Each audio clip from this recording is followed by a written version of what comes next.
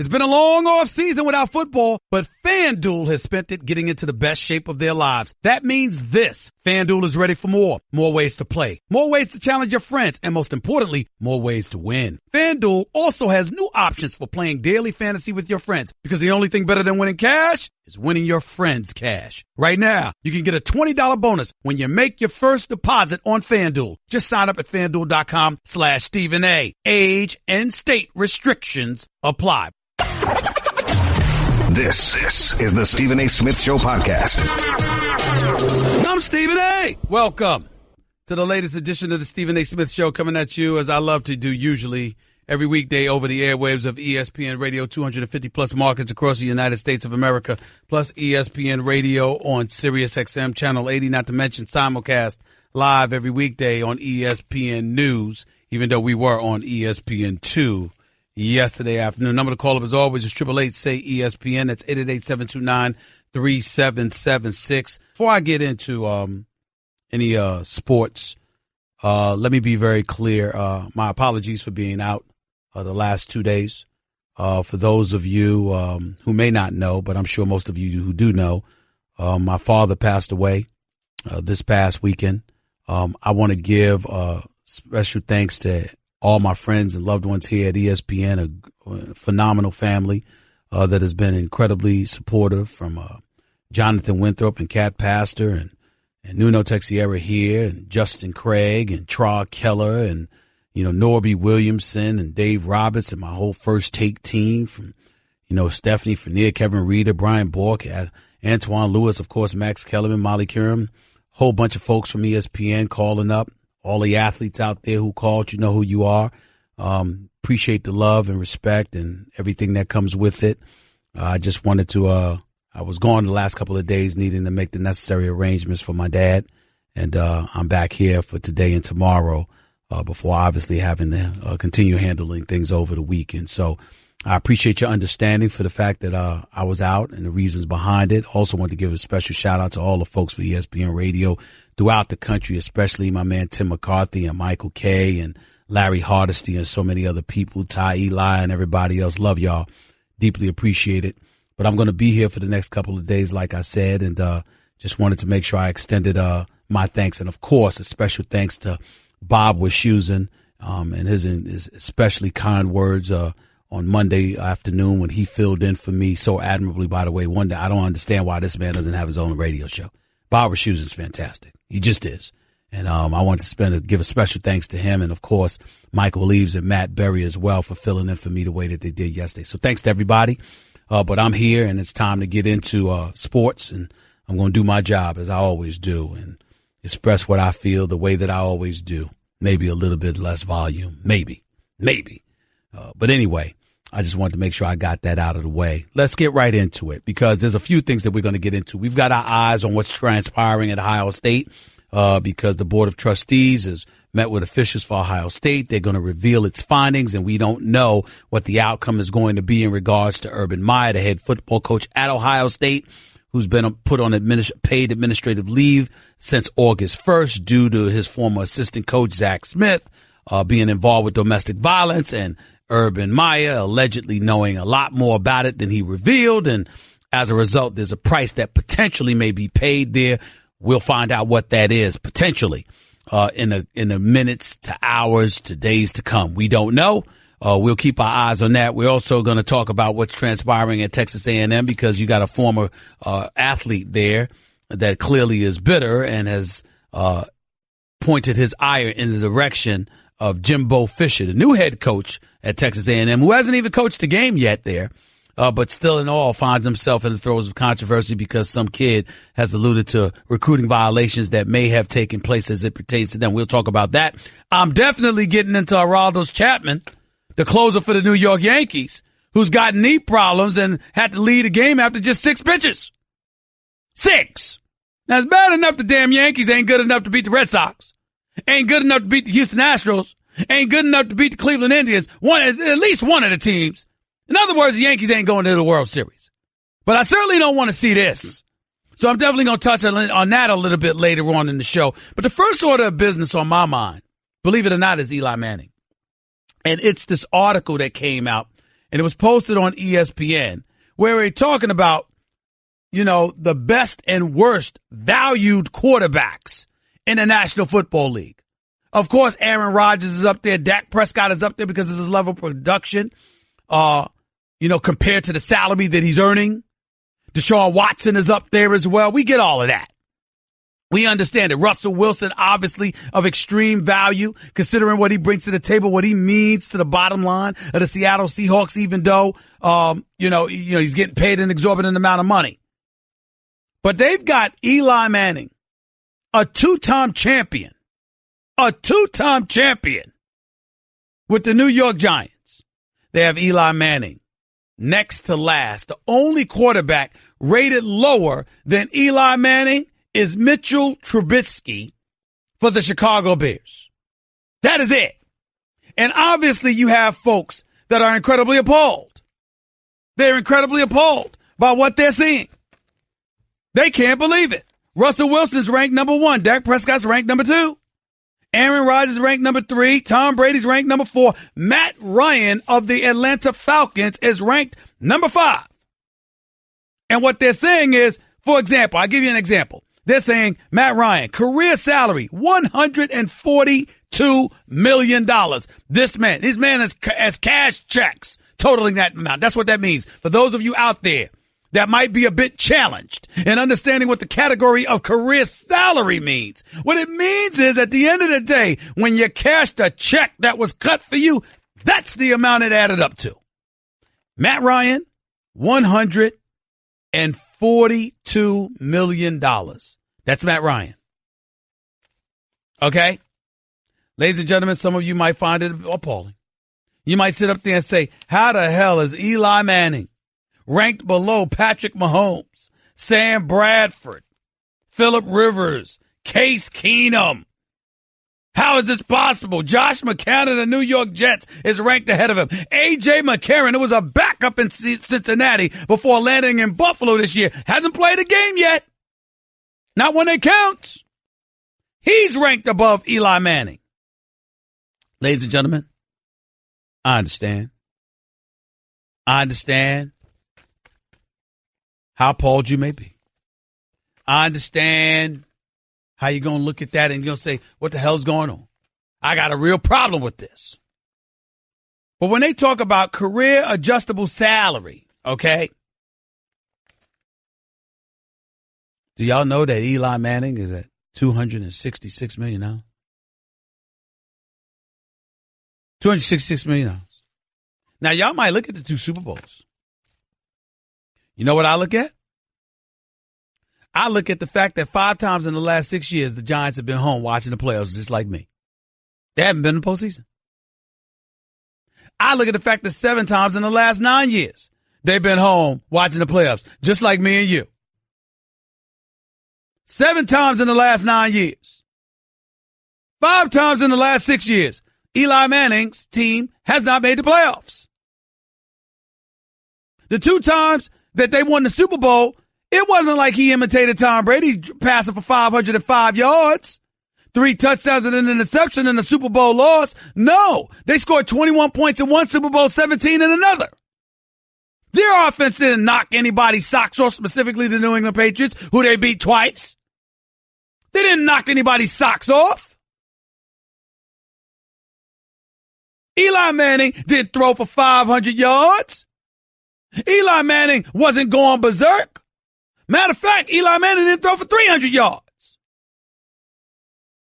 We all know that the Giants defense was responsible for that Super Bowl, those Super Bowls. We appreciate the fact that Eli Manning performed. I want to state the record for that. I really, really do. I appreciate the fact that Eli Manning did what he did.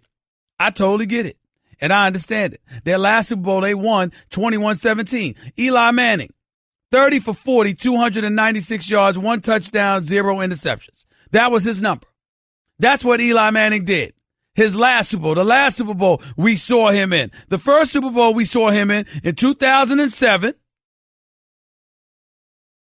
Let's call it what it is. When they won the Super Bowl that year, they scored 17 points. Eli Manning, in that Super Bowl, 19 for 34, 255 yards. 2 touchdowns, 1 interception. Ladies and gentlemen, he was decent. He all right. He's all right. It didn't knock your socks off.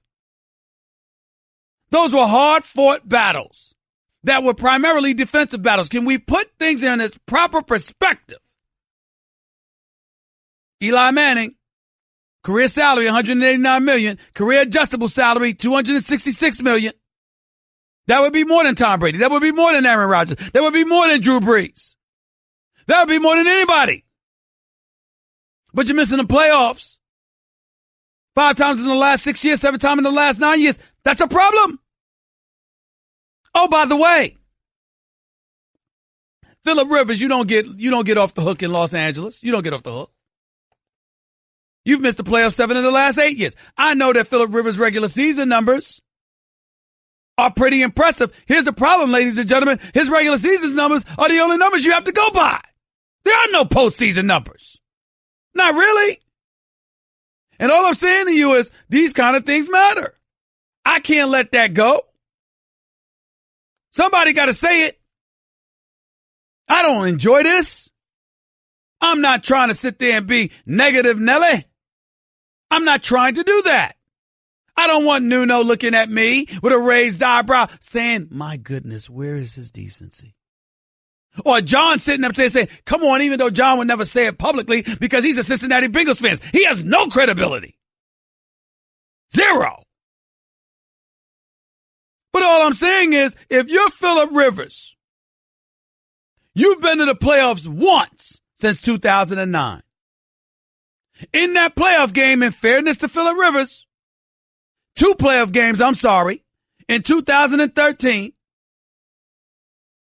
he went 30 for 43, complete nearly 70% of his passes. But ladies and gentlemen, he had 345 yards passing in 2 games. That's not even an average of 200 yards passing per. I mean, can we be honest? Can we try? What should be measured? I'm not usually leaning on the side of the analytic folks. But the reality is that if you cash nearly $300 million, even though you got 2 Super Bowls and they were relatively average performances, and you combine that with the fact that you've missed the playoffs 7 times in the last 9 years and 5 of the last 6 years, I'm sorry. If you got questions as to whether or not Eli Manning is a Hall of Famer, isn't it appropriate to ask questions about what his actual worth is? I think it is. I'm just saying. 888, say ESPN is the number to call up. As always, that's 888-729-3776. The other thing I wanted to get into, real quick, and I'm not going to belabor this, is Aroldis Chapman.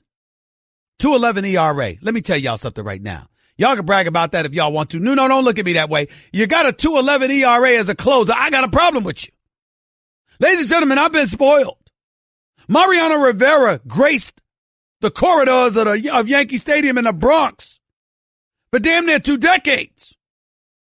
I've been spoiled. Aroldis Chapman doesn't tickle my fancy, doesn't move me.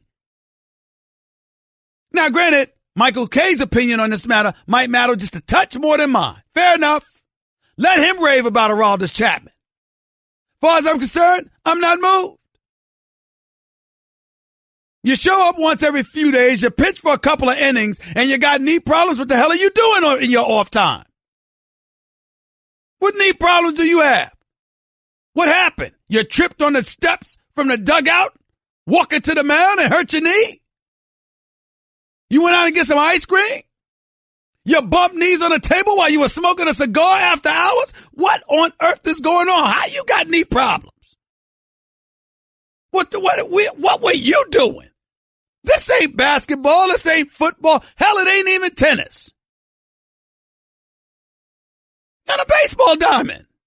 Why you got knee problems? Nobody's brought that up. So guess what? I have to. Has anybody missed this? I understand it's a little stretching that goes on. You don't stretch just right, could be a problem. All right. So that's a hamstring issue. I mean, you're sitting there, you're winding up and you're extending. I got that. That's a hamstring issue.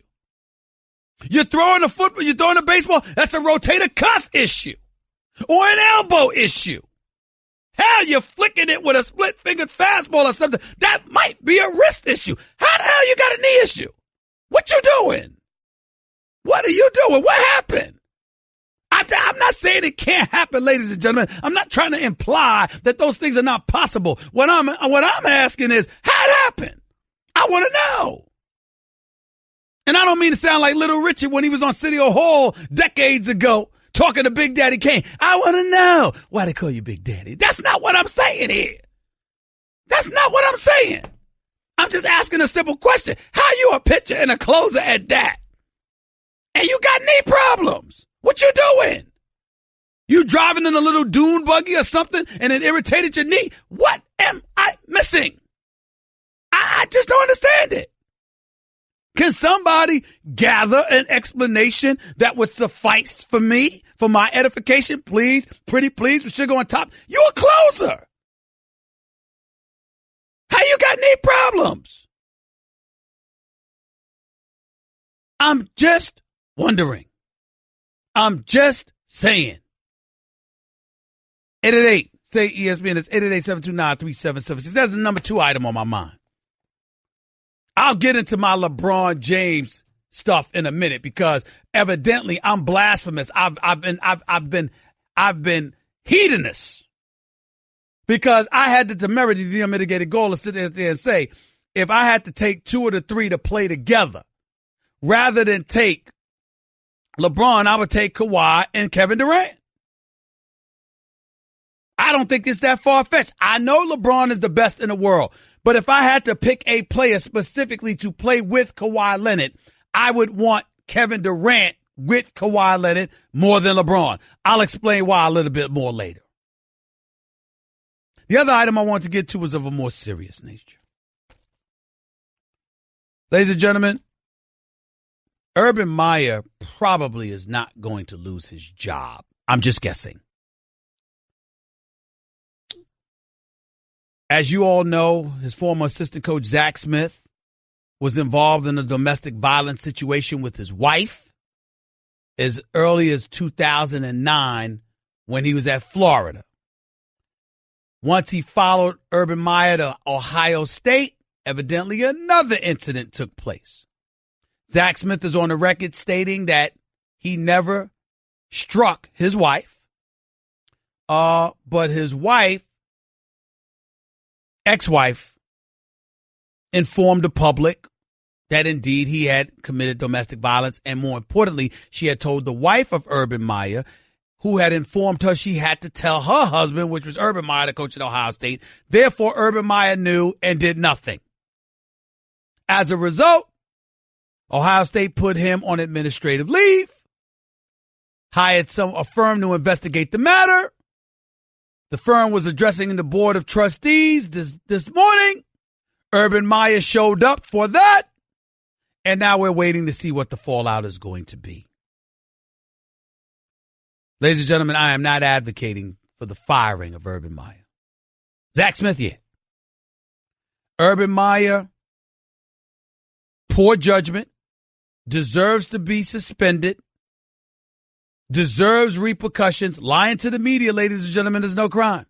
People get lied to every day. As a matter of fact, I don't know if there is a day when I don't get lied to by somebody in the sports world. Every day. If lying to the media was a crime, there wouldn't be enough space in the jails. So it's not a crime. And as a result, that's the reality. There's a flip side to it. There is something about being a leader of men. I am saying to you, Earl Bruce, the former great at Ohio State, is a mentor to Urban Meyer, and I forgot what his relationship was with Zach Smith. What was it, Nuno? What was it? Excuse me? Grandfather. Earl Bruce was the grandfather to assistant Zach Smith, and since he was also a mentor to Urban Meyer was taking care of his mentor by taking care of the mentor's grandson. Poor judgment, no question. But when you take that into consideration, I do believe there's room for a Mulligan there. If you're not the one who committed domestic violence, as wrong as it was, and as desperate as the need for a reprimand calls for here, the fact that you was trying to look out for a mentor, ladies and gentlemen, that's America. There's people trying to look out for somebody other than themselves all the time. Because this guy, for all intents and purposes, wasn't the greatest assistant coach in the world. Clearly, he was there because Urban Meyer was looking out for the grandfather, who was his mentor. That doesn't mean he should be absolved. There is a stiff punishment that should come his way. But it's not like he's the one that committed the act of domestic violence. But there's something else that needs to be said. And you know what that is? If you take into account what would happen to a kid caught in the same scenario, then I think whatever would happen to the student athlete should happen to the coach. Because the coach is the leader of men. The coach is the overseer of the program. This particular coach, Urban Meyer, has been on the record saying there's a no tolerance policy with domestic violence, but he was talking about the kids. Clearly, it wasn't the coaches. So there's a level of inconsistency there that cannot be tolerated. Cannot. And my position is very clear. I'm sick and tired of ignorant, stupid, young men, damn near fresh out of the womb, being held more accountable than the actual adults. You want to hold those kids accountable, those student athletes? Fine. But don't give the man a pass when he's a grown man. I don't care that he's won 90.1% of his games. That doesn't mean he deserves a pass. 888-SAY-ESPN. It's 888-729-3776. That's what I say. What about you? 888-SAY-ESPN. It's 888-729-3776. I'll get to your phone calls in a second, but not before I have our newest member of the ESPN family. If you're in New York, you used to love watching him do the salsa because he did it every time he scored a touchdown. If you're the National Football League, you remember that he was a pretty damn good wide receiver. His name is Victor Cruz, former New York Giant, newest member of the ESPN family. He's up next with Stephen A. on ESPN Radio. Ow. Yep, you guessed it. I'm a speed bump, so I've got one job. I slow you down. So imagine how I feel about Geico, who does way more. Like, not only could they save you money on car insurance, but they've been around for over 75 years, giving people fast and friendly claim service. Ow. Plus, they got a nifty mobile app that gives you 24/7 access. Ow. Just doing my job, buddy. Geico. Expect great savings and a whole lot more. You're listening to the Stephen A. Smith Show podcast. Welcome back to the Stephen A. Smith Show right here on ESPN Radio and ESPN News. By the way, ESPN Radio, Stephen A. Smith Show is presented by Progressive Insurance. With more than 30 unique coverage options available, Progressive knows small business. Learn more at progressivecommercial.com. It is my honor and privilege to have my buddy here with me. He's sitting right next to me. I used to see him doing a salsa when he caught a touchdown pass for the New York Giants. Now he is our colleague in his first day on the job here at ESPN. Former standout wide receiver for the New York Giants. Now a member of the ESPN family, one and only Victor Cruz. How you doing, man? How's everything? Doing great, man. First day, excited to be here. So that means you're a rookie. You understand that, right? That means you're a rookie. That means that you're not the player anymore. I'm the player. You're the rookie. You understand that, right? I'm fully aware, man.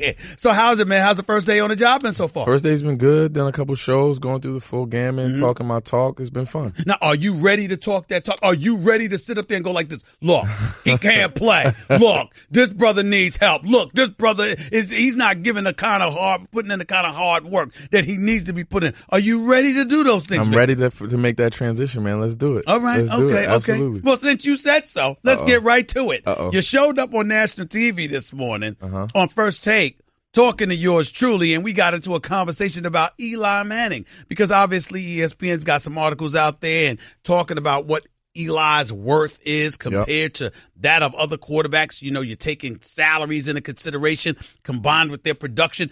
And they had Eli Manning second to last, you know, below everybody but Mitchell Trubisky out of Chicago. Your reaction to that? It's blasphemy, first and foremost. Absolute blasphemy. I mean, mainly because you're just taking that off of, I'm assuming, just a year prior, his production that year, which wasn't great due to injuries and a multitude of things. Right. And then you're taking into account how much money he's making from his initial contract, his current contract that he has. So do I think he's a much better quarterback than what's stated in that list? Absolutely, mainly because of his production when it matters most. Super Bowl games, 2-time Super Bowl MVP. When it's time to win the big one and win the games that matter and the ones that count, he's come through each and every time, and I think you can't put a percentage or a number on that type of production. Well, what about these numbers? What about the fact that the Giants have missed the playoffs 5 of the last 6 years, 7 of the last 9 years?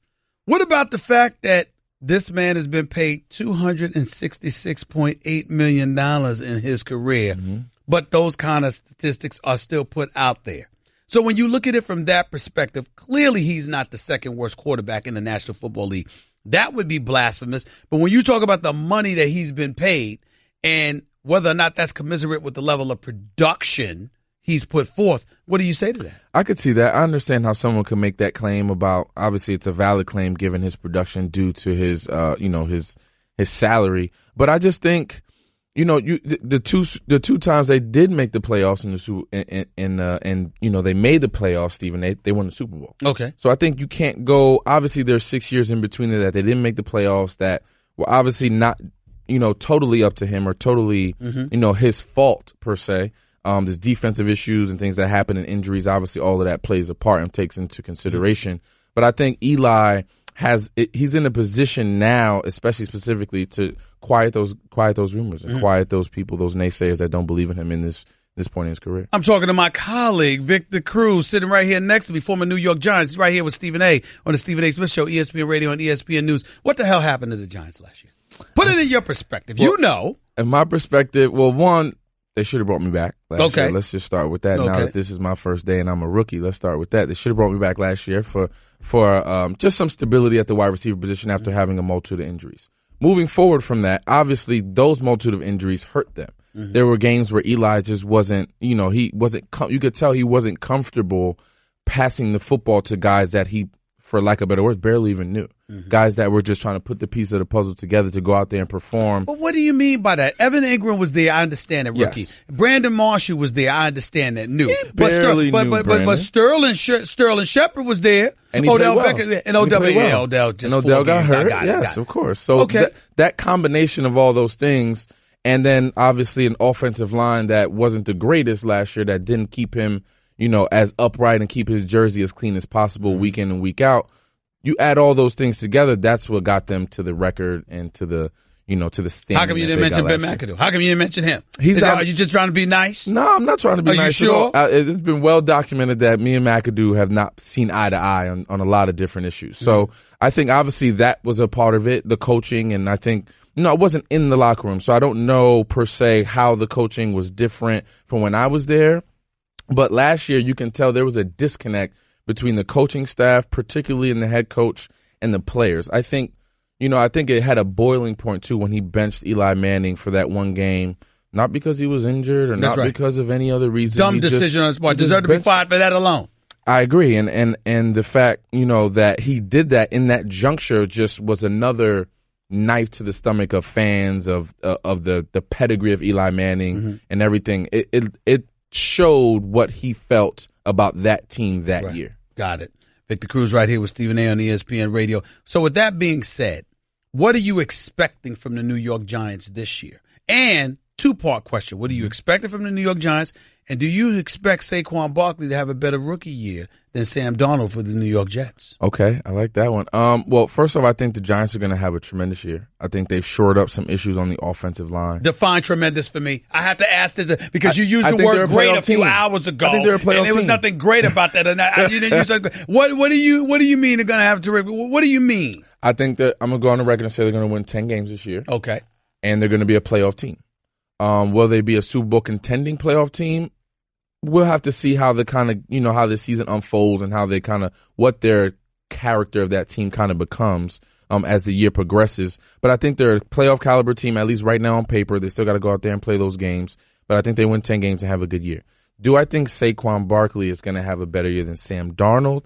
I think that's a good question. I think yes, mainly because he'll have more opportunity to show his talent and to run the football and to catch the ball out of the backfield. Obviously, his number will be called a ton of times. There will be plays for him. I think Sam Darnold will have somewhat of a learning curve coming in the earlier part of the season as he goes through his rookie year.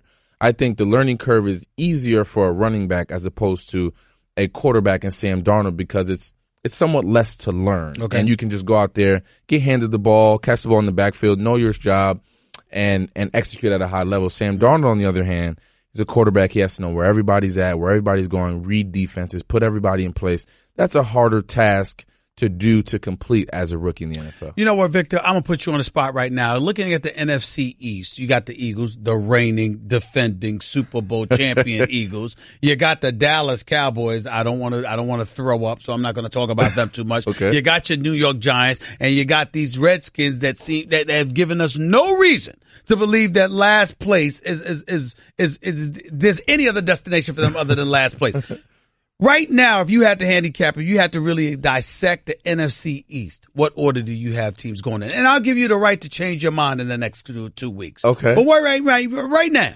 Right now, I think you got the Giants on paper. Right now, going into the season, I think the Giants are number one in the NFC you got East. To be kidding me. 100%. You're saying that with a straight face. With the straightest face. And with no with objective. And you're going to sit up there and say that's subjective? 100%. That is objective. I think they have a defense that is solidified, that is together, that they've played a couple years together, and they understand what they're worth. Did you look when did we last see that defense? We got Snacks Harrison. We got Jack Rabbit on defense. We got Olivier.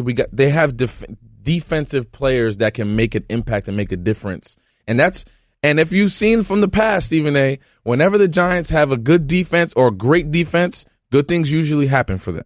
So I'm putting my faith not just in the... What evidence do you have up this weird where they last time we saw the Giants? How did their defense look?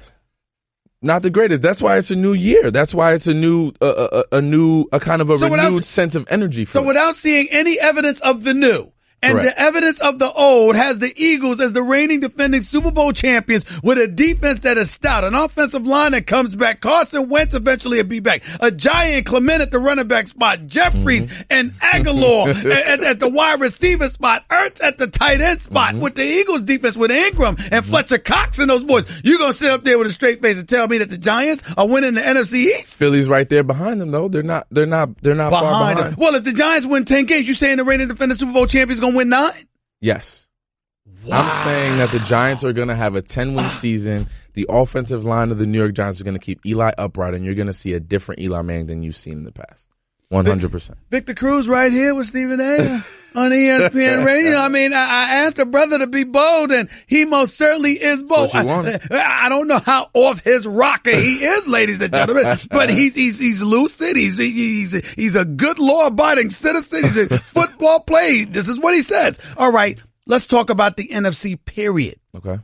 Who do you see as the biggest threats to your Giants or the Eagles? I mean, who are the biggest threats, Victor Cruz? Obviously, the Eagles are there. I think obviously they have a great team coming off that Super Bowl, but I think the Green Bay Packers. I think they obviously Aaron Rodgers and the things that he can do. Anytime he's lining them up and he's lacing them up and getting ready to play on Sundays, they've got a chance to win. Because he's a bad man. 100%. And I like the Mercedes Lewis pickup for them at the tight end spot. Gives them a security blanket that Aaron Rodgers loves. He loves those athletic blocking tight ends that can catch the football and run routes and do those things in the green zone.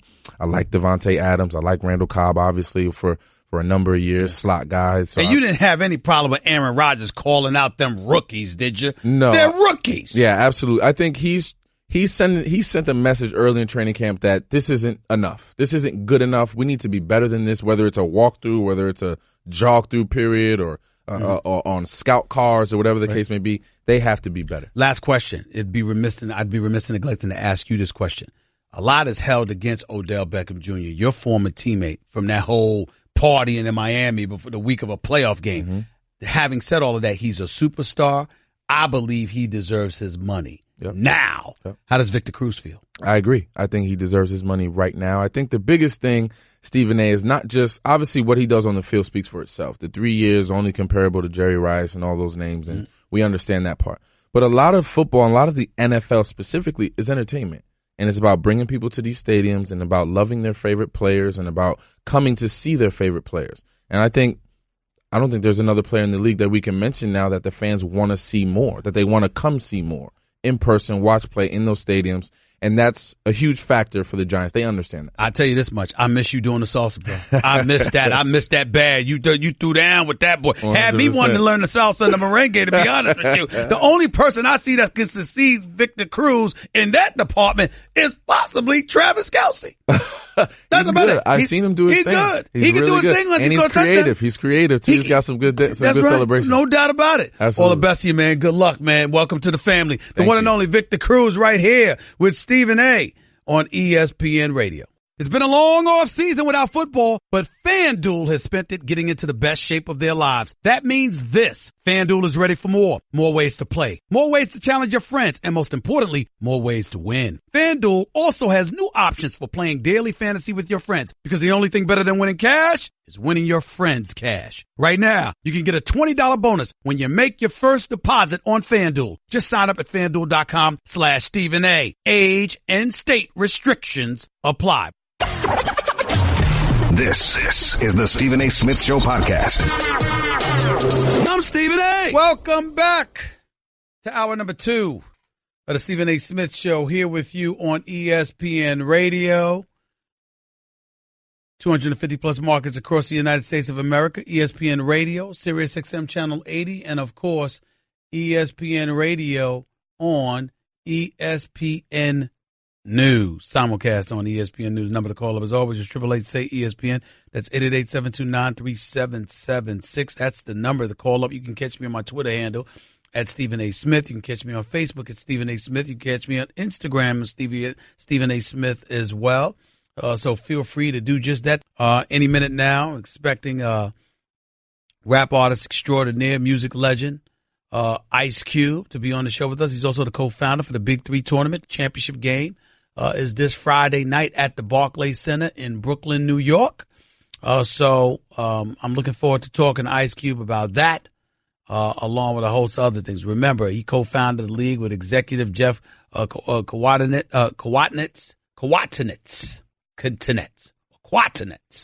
That might be the more accurate pronunciation of that. NBA legend and Hall of Famer Clyde Drexler is the Big Three's commissioner and president. Former Oakland Raiders CEO Amy Trask is the Big Three. She's on the Big Three's chairman of the board. The league features professional basketball players, that formerly were in the NBA, basketball players and coaches, all of whom formerly participated in the National Basketball Association. It's a 3-on-3 tournament. Nice crowds, nice competition. I think Ice Cube and those boys have done a tremendous job with that. I know he had my man LL Cool J as a big time supporter of that league and what have you. You got 2 teams. Power, one is named Power. It's led by Hall of Fame coach Nancy Lieberman and co-captains Corey Maggette, Coutinho Mobley, and Glenn Big Baby Davis. So you got to look at it from that perspective as well. The Big Three's championship, again, will take place at the Barclays Center in Brooklyn on Friday night, August 24th. It's number 1 seed Power, who's 7-1 on the year, against Three's Company, who are 5-3. Last week in Dallas, 16,402 fans packed the American Airlines Center for the first round of the Big Three playoffs, the largest crowd in Big Three history. Fans can watch, again, the Big Three Championship Friday at 8 p.m. Again, when Ice Cube shows up on the air, we will definitely click over to him. Oh, I'm sorry. Cube is there. Yours truly, Ice Cube, is on the air with me right now. What's going on, Cube? How you doing, man? Ice Cube, are you there? Yeah, can you hear me? I can hear you now, my brother. How you doing? I'm doing good, man. How you doing? I'm doing great, man. Talk to me, first of all, about this Big Three tournament and how pleased you. I watched 16,000 fans show up in Dallas last week. What was that moment like for you, considering how hard you've worked to get this league the recognition it so richly deserves? Hey, man, I feel humbled and blessed at the fact that people are digging the style of play. I think that's what it really comes down to, Stephen A. We have a lot of superstars They're in and out of the lineup. But I think fans are really loving the style of basketball that we play in the Big Three. And that's what it's all about, man. You know, more than the names, it's really about, do people fall in love with the sport of 3-on-3 basketball at this level? And it seemed like it's starting to take hold. Well, I've always been a supporter of it, and one of the biggest reasons why is because most times growing up, you don't play full court basketball 5-on-5. You're usually playing 3-on-3. That's number one. Number two, you got a lot of old school cats that don't want to let go, obviously still feel like they've got enough, and that what better way to prove it than playing in a league like this? And number three, you use the word style, Ice Cube. I use the word care. I watch Reggie Evans out there. I see a couple other cats out there, and I'm looking like they really care. They are not joking. They take this very, very seriously, and I think all of those things are going to contribute to uplifting the sport. Yeah, I mean, that's what, as fans, that's what we pay for. We pay for passion, and we pay to watch guys with supreme skill go at it against each other. And, you know, these guys' basketball IQ is through the roof, and that helps because, you know, their athleticism is not what it used to be. So we have smart players playing with passion who can still put the ball in the hole. And it's great to watch, to see guys that care about winning. And all of our games are meaningful. They count. You can't take too many L's or you're going to find yourself out of the playoffs. So you got to start off at 10, and you got to stay there. And that's great for the sport, and that's great for us fans. Talking to the great Ice Cube right here with Stephen A. on ESPN Radio and simulcast on ESPN News as well. He's here promoting the Big Three championship game taking place Friday night at the Barclays Center in Brooklyn. Championship game pits number one seeded Power 7-1 on the year versus Three's Companies 5-3 on the year. You know, Ice Cube, when you talk about this league, if there's one thing you wish you had that you didn't, as of yet anyway, what would it be? You know, more shoulder programming, more, you know, shows like Inside the Big Three or, you know, This Week in the Big Three. Things to keep the league on people's mind all week. You know, Friday is a long time to wait sometimes. And you know, our league has a lot of pop on Friday. By Monday, we got to build that momentum back up. And I think shoulder programming would help keep the fans engaged, keep the momentum of the league going in the right direction. So next year, you know, we want to do those type of things.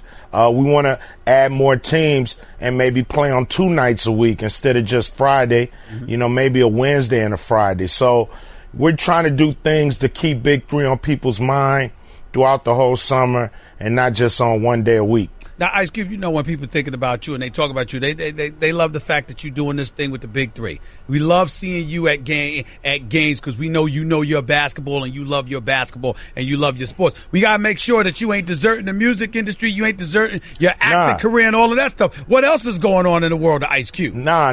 I'm free once we play on Friday, I'm pretty much free to get back to being Ice Cube and, you know, not just being a champion of the Big Three. You know, I could go on and I got a record that I'm almost finished.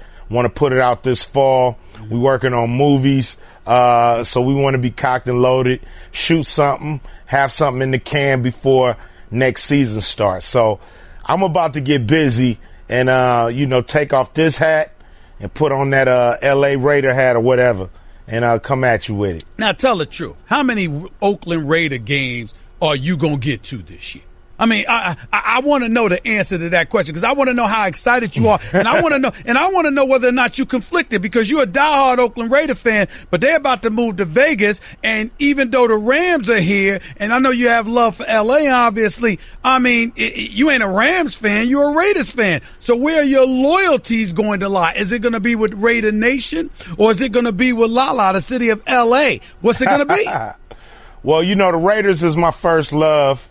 You know, the Rams, that's my side piece. So, you know, I'm always be Raider Nation. I'm always go up to Oakland or Vegas. I got love for both cities.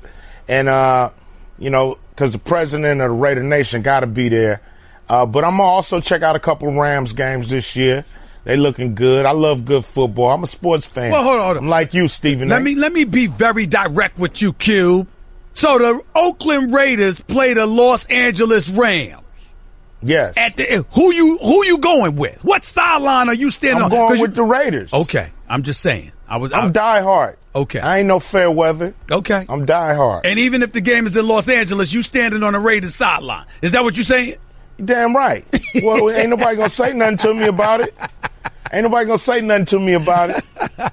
Ice Cube right here with Stephen A. on ESPN Radio and ESPN News. Let me get into this too.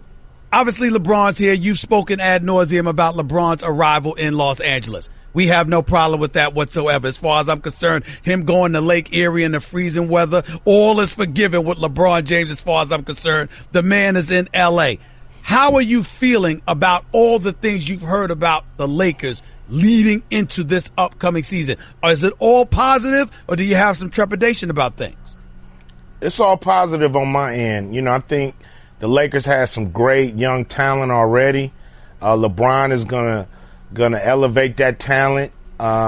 We've added veterans who, you know, all of them have their own mind frame, and none of them are gonna just bow down to what LeBron wants. And I think that's very healthy. I think it's very healthy to show the youngsters and the young players that they still got to keep their own game, and they can't just defer to LeBron when things get hard or difficult. So I think with people like Rondo, Lance Stevenson, JaVale McGee, all these guys have competed against LeBron and competed against him at the highest level, and none of them have backed down. And I think that's why Magic brought them in to show the youngsters, yeah, we got LeBron, but the only way we're going to win a championship is if everybody elevate their game to where he's at and not just defer to him. So just to be clear, you have no problem rooting for a player on a team where he's blowing into people's ears. You don't have a problem with that with the Lance Stevensons of the world. You cool with that? Well, as long as he ain't blowing in LeBron ear, I'm fine with it. You know, Lance can go blow in somebody else's ear. He need to maybe blow in Steph ear or KD or, you know, them dudes up there up north who got their chip. So as long as he on my squad, I don't mind. Now, you were a person that was on the record saying you don't mind building from within and building your way up. You don't, if LeBron comes to LA, that was fine, but you didn't feel like, we didn't have to have him because you don't mind guys that started off on a team, staying on a team and growing the way that Kobe did. But LeBron is here right now. Do you have the same mentality when it comes to the potential of Kawhi Leonard landing in LA next summer with the Lakers? I mean, we got LeBron. I would love to have Kawhi. You know, we've started the free agent train going. I really didn't want them coming at the same time. So this is actually working out perfect for me. It's a perfect scenario that LeBron come, establish himself in L.A., and then Kawhi join him and help him get over the hump. If you had a choice between Kawhi Leonard and Kevin Durant next summer, who do you want with LeBron James in the purple and gold? Oh, man, that's hard to say, you know. But, I mean, how could you say no to Kevin Durant and LeBron playing together, you know? How could you say no to that? It's two best players in the league. I can't. You know, on the same team. I can say no, Cube. I'd rather them compete against one another for the chip rather than joining one another and winning it together. That would be me. Yeah, I mean, you know, that's how it is right now. We'll see how that go. But hey, if KD is sick of winning over there, he might want to come win with us. If you had an opportunity to have a retired player out there come to the Big Three and join the Big Three league, who would that retired player be? Who would be your number one selection? Kobe Bean Bryant, without a doubt. You was watching Jalen this morning, wasn't you? You was watching Jalen Rose this morning, weren't you? That's where you got that from, right? Of course. I would love for him to come. But he said he's retired, so. You know, Kobe ain't trying to use them legs and run around no more playing basketball. He won 5 chips for you playing full court basketball. He said, I'll be damned if I'm going to run half court now. Oh no, I ain't doing that. Hey man, you know, he might feel it. He might feel the juices. You know, it might not be this year, next year. Might be the year after that. You never know. What rap artist out there, Ice Cube, can really, really ball that no one knows about? I don't know. You know, the ballers are out there, you know, doing what they do. You know, Snoop, The Game, the Migos boy, Quavo, I believe his name is, the one that can ball. You know, it's a few dudes out there that, you know, that show their athleticism. You know, everybody loves basketball. Everybody try to play.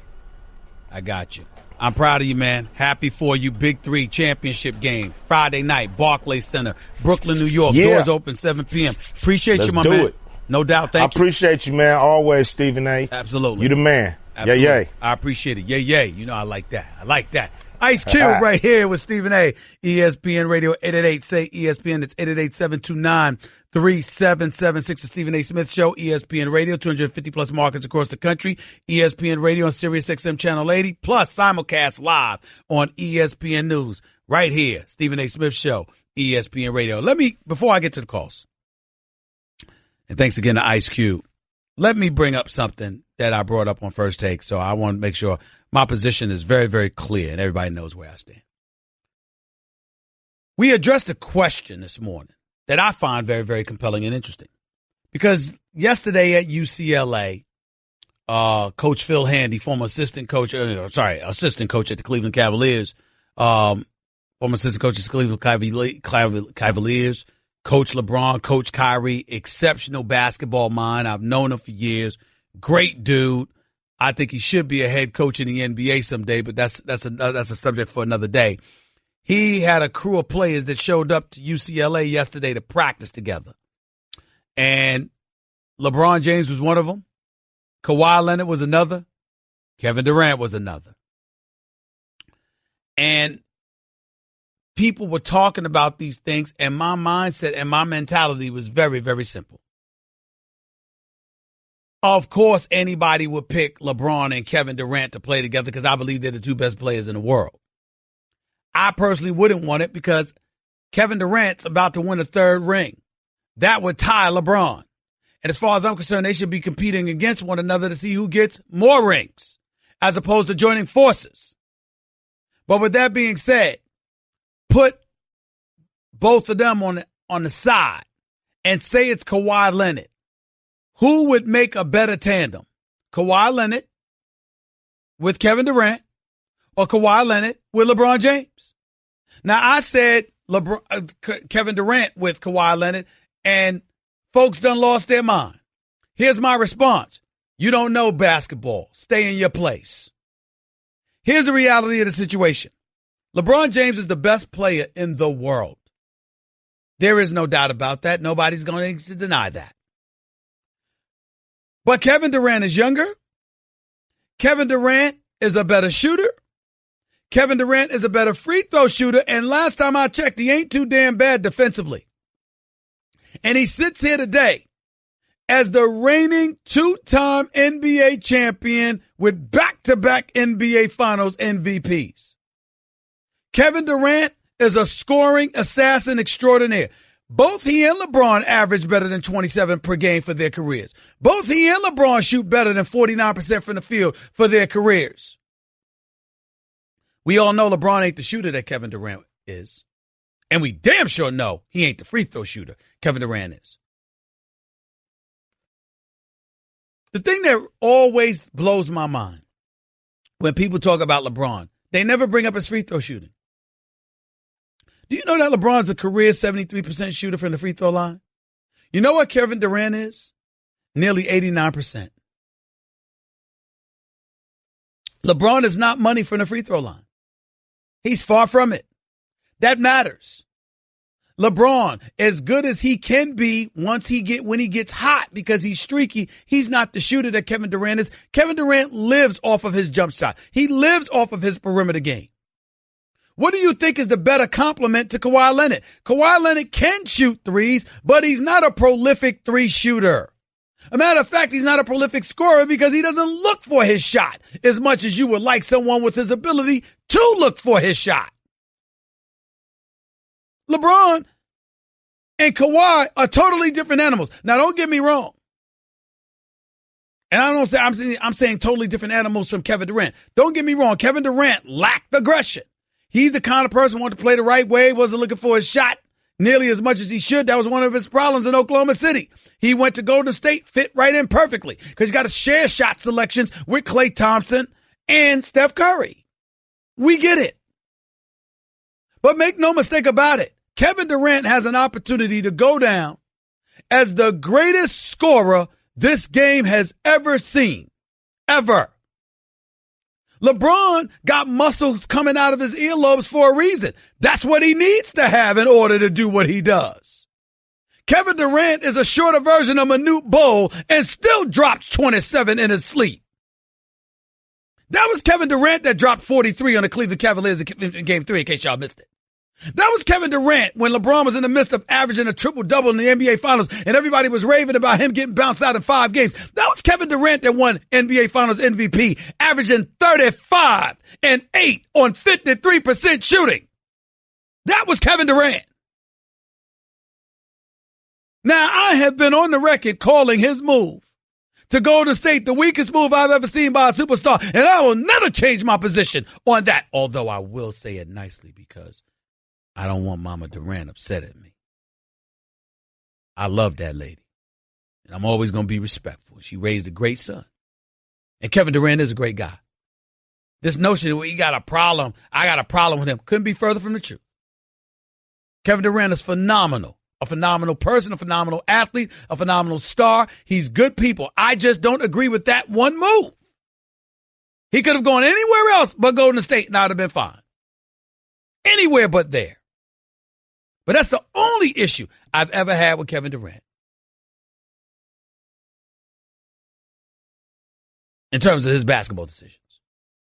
That's it. Nothing else. Kevin Durant is a superstar, y'all.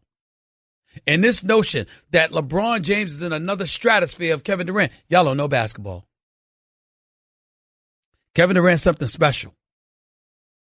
And when you consider Kawhi's skill and temperament, his skill set and temperament is more complementary with Kevin Durant than it is with LeBron James. I know some of y'all may not see it that way, but I forgive you. All it means is that you're just not as knowledgeable as I am.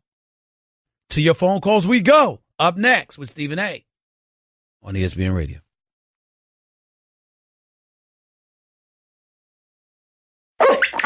I'm a squeaky toy, and I've got one job, getting chomped on by this little ankle sniffer. So pardon me for feeling inept compared to Geico, who does so much more. Like while I'm getting slobbered on, Geico is creating cool technology like their mobile app, which lets people pay their bills or file a claim. Plus, Geico is the fastest growing auto insurer for the last 10 years. Is it too much for me to ask for one more feature? Fast and friendly claim service like Geico, maybe? Oh, great. I'm getting buried again. Geico. Expect great savings and a whole lot more.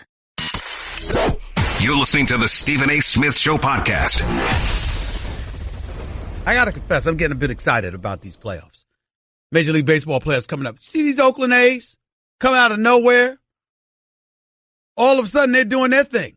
Now, everybody wants to rave about Billy Beane. Billy Beane deserves incredible respect. There's no question about it. But I will say this.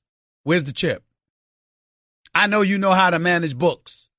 I know you know how to maximize effort based on the dollars you dole out. He could easily be a part of that discussion about Eli Manning, considering what the analytic folks use, the money, and whether it's commiserate with your performance or vice versa, et cetera, et cetera. But at some point in time, it's got to be about the chip. And last time I checked, Billy Beane doesn't have one with the Oakland A's. Boston Red Sox, Lord have mercy. They look scary. I think I read an article last week where somebody was comparing them to the 98 Yankees. Or 96 Yankees. I mean, they might have an argument. They look that formidable. So I just want to throw that out there. That's just me. Houston Astros, with that rotation. Verlander and Keuchel and those boys. Even though McCullers got hurt, I'm sorry. I'm not sleeping on them. You know, and wake me up when somebody believes that the Dodgers are really going to win something. Wake me up when that happens. 888 say ESPN. It's 888-729-3776. To the phones we go. Let's go to Bernie. You're live with Stephen A. What's up, Bernie? Talk to me, man. Bernie, are you there? In basketball. Bernie, are you there? I'm here. Go ahead. What's up, my man? No, we can hear you now. Who's the GOAT in basketball? Tell folks stop screaming. Tell your boys in the background, stop screaming. This ain't shout-out country. You can speak on their behalf, though, Bernie. Now you talking about who's the GOAT? What?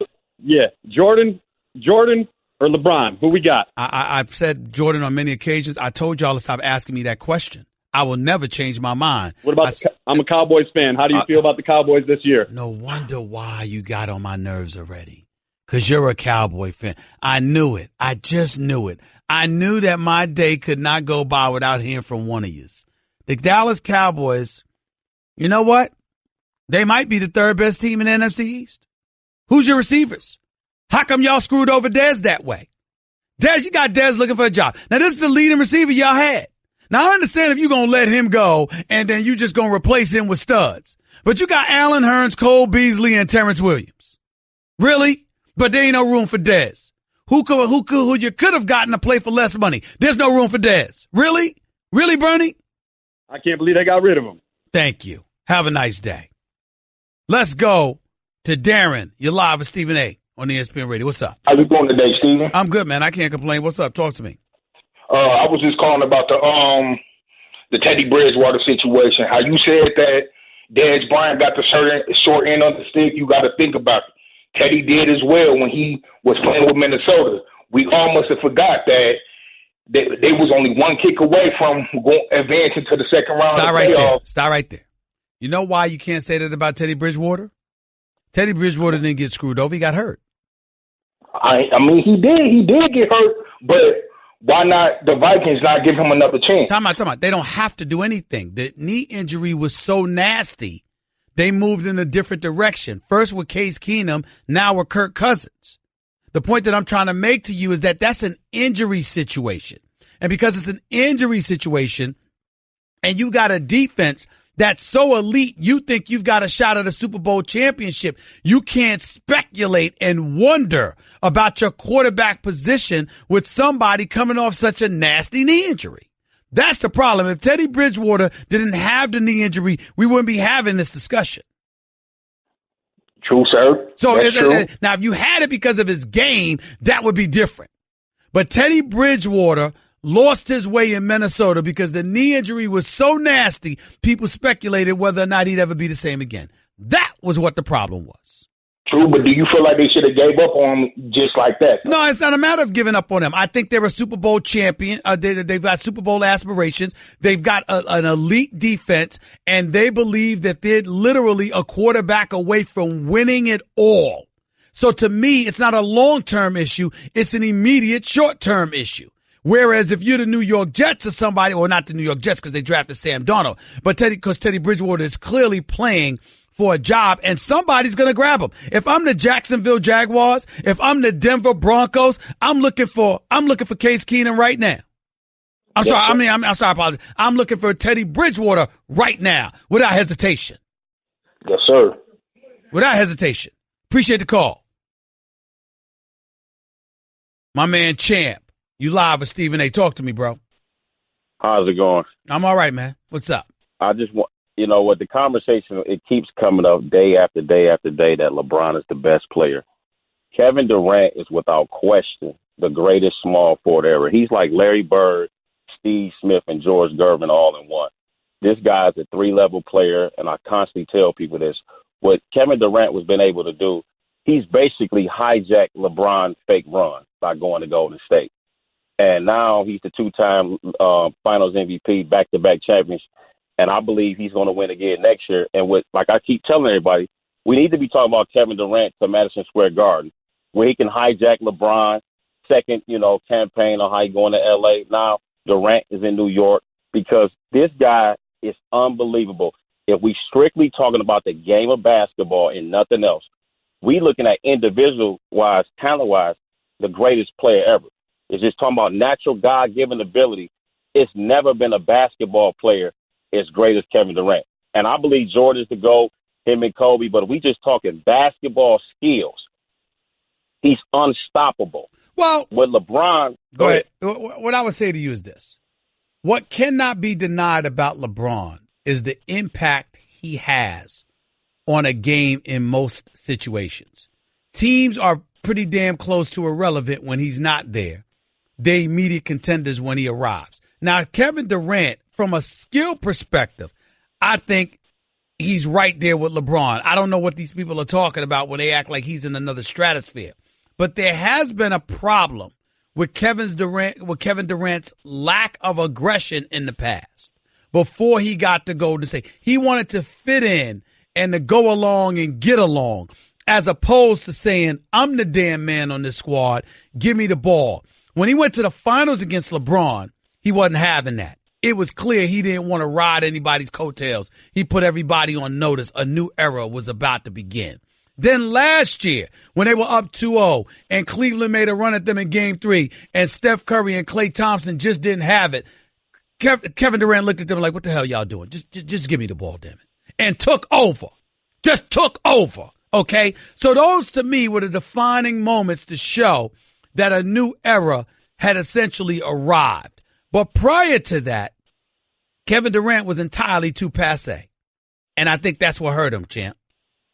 I agree, but guess what? LeBron James in 2009 and 2010 and 2011, he had opportunities down the stretch in those big playoff games, and he came up short. Yeah, but that is 10, 9, and 8 years ago, bro. I get that, but guess what? If you are the best and you're bigger, stronger, and faster, and you're supposed to be the best all-around player, you haven't checked Kevin Durant in the NBA Finals the last 2 years. But the media and his apologists continue to put him next to Michael Jordan. I just think it's ludicrous. Okay, that's fair, because I will admit, when I saw Kevin Durant giving it to them when he dropped 43 in Game 3, it was rare that LeBron was standing right in front of him. So I give you that. I definitely give you that. Appreciate the call, bro. Thanks so much. Guess what? You're in the middle of the Stephen A. Smith Show podcast. Damn it, I mean it! Back to the phones we go. Let's go to Derek. You're live with Stephen A. Talk to me, D. Yes, Stephen A. My question to you is, do you believe that – I'm sorry, would you be more surprised if Ohio State keeps Urban Meyer or if they fire Urban Meyer? Because it seems like the way that they're dancing around the issue right now. I'd be shocked if they got rid of everybody, because Urban Meyer has won. He's the all-time winningest coach percentage-wise in Ohio State Buckeyes history. He's won 90% of his games. He's delivered the national championship. I think they're doing everything they can to hold on to that man. That's what I think they're doing. Let time pass. Make sure that, give him some kind of punishment for his indiscretion, and that's about it. That's what I think they're doing, because football is what generates money and interest in that school, that program. They ain't trying to lose Urban Meyer, and he's not trying to lose that job, because Urban Meyer knows if he loses that job, it'll probably be the end for him. If he loses this job because of that issue, a lot of people are going to be very, very reluctant to touch him. And that's what I think is happening. Appreciate the call. Phil, you're live with Stephen A. Go ahead, Phil. Stephen A., you know why I called. Go ahead, bro. You know why I called. My Cincinnati Bengals. Oh, go ahead. First off, First off, I want to send my condolences your way, man, to you and your family. Thank you, brother. Thank you, man. Hey, no problem. And second, I wanted you to shout my girl out, man. She love you and she watching you. What's the girl? Hold on. Here's my question. Your girl's name is what? Angelia. Angelia. Now, does Angelia want a shout out from Stephen A. or the Love Doctor? Yeah. Which one? You could choose. She loves both of them. You choose. I'm going to just tell Angelia. Stephen A. says hello. Stephen A. says hello. And I hope her man Phil is taking care of her. Oh yeah. I will hang up on you if you're not taking care of Angelina. But hold on. One second. The other day I called and I was saying what I had to say about my Super Bowl champion Cincinnati Bengals in the future, and you told me not to hang up, and you wanted to say something to me, and the floor is yours. Yeah, listen, no, you just made me laugh. The Bengals are Super Bowl champions. So, you know what, Phil? That has me wondering, why is Angelina with you? How come she hasn't dumped you yet? I mean, listen, women want winners. If you're not a winner, she wants you to aspire to be a winner. Do you understand? understand that my mere virtue of the fact that you are a Cincinnati Bengals fan. By the way, a Cincinnati Bengals fan who was last in the Super Bowl in 1988. They were in the Super Bowl in 1981. Lost both Super Bowls, by the way. Never has won a Super Bowl championship. Has not even been to an AFC championship game since 1988. It's been 30 years. You know what? I need you to do me a favor. I need you to hang up the phone right now, Phil, and go up and hug and kiss your girl and thank her for her loyalty and her dedication because she has accepted mediocrity. You, as a Bengals fan, goodbye. Call me back tomorrow, Phil. Love you. Earl, you're live with Stephen A. Quick, go ahead, buddy. All right. How are you doing today, buddy? I'm doing all right, buddy. How are you? I'm down here in your old stomping grounds in Greensboro. Yes, sir. That is. And anyway, I've got several items here. I think the key word about Eli, the statement I was watching this morning said it was a list of the quarterbacks who are bargains. Okay, I need you to hurry up because you only got a minute. Go ahead. Okay. Next thing, you day before yesterday, you were condemning the Steelers' defensive secondary, and anybody that's ever coached realizes you've got to have a pass rusher who commands double teams and a shutdown corner, and you're set. You give me and they don't have. And I was lamenting the fact that they don't have either. No, but they could get rid of one of those offensive weapons, and they could pick one up. Well, I'm just saying they haven't. That's my point. Who they picked up? They haven't. The closest thing they made to an acquisition above for their secondary was acquiring Joe Hayden last year once the Browns mercifully let him get the hell out of that prison. That was it. Okay? You don't think Joe Hayden is a shutdown corner? No, I do not. No, I do not. But he was still an upgrade from what they've had. No question about it. So it's very, very sad. And it's very depressing to see what the Steelers secondary has been like in their defense overall. But I still say your high-powered offense should give you much more. They should find a way. The Steelers, this should be their year to get to the Super Bowl. It really, really should. But I got to get on out of here, Earl. Thank you so much for the call. Steelers should get to the Super Bowl this year. But we all know the Patriots are standing in their way because the Patriots have their number. And that's where things get a bit dicey. We'll talk more in 22.